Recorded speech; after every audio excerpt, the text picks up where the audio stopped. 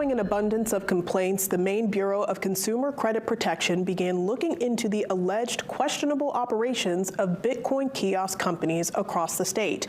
After a 2-year investigation, the Bureau, working with the Maine Attorney General's office, reached an agreement saying thousands of Mainers were targeted in ATM-related scams.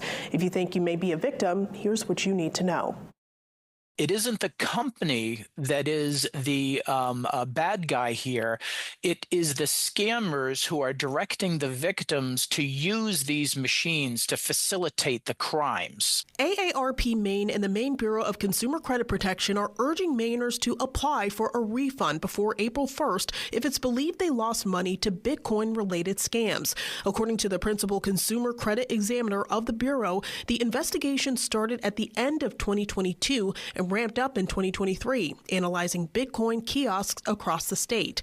The final settlement arrived in December of 2025. Just for an example, where would these ATM kiosks be? Or is this really just any ATM? Like, how does that work? Great question. So a Bitcoin ATM kiosk, or under the law, we call them virtual currency kiosks, look exactly like a standard ATM machine.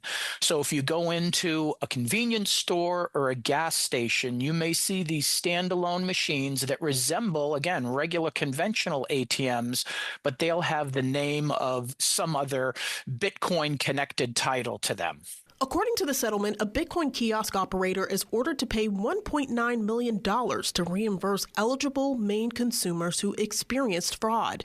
The Bureau stresses this scam came from criminals leveraging Bitcoin's already existing platform to leave victims cashless behind a familiar and standard practice of money management. They would send the victim to these machines, and because the machines were standalone, there was nobody there to oversee the transactions in some of these cases, that they were able to convince the victim to use these machines, to put cash inside of the machine, tell the machine where to send the money, and that allowed the scammer to manipulate the victim, to violate the terms of service for these machines, and to send the funds to the criminal's wallet.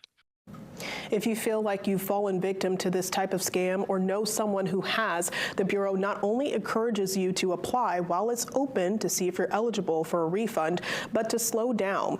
The Bureau says the criminals capitalize on a sense of urgency, convincing people to act very quickly. The link to apply and learn more about eligibility is on our website, and we'll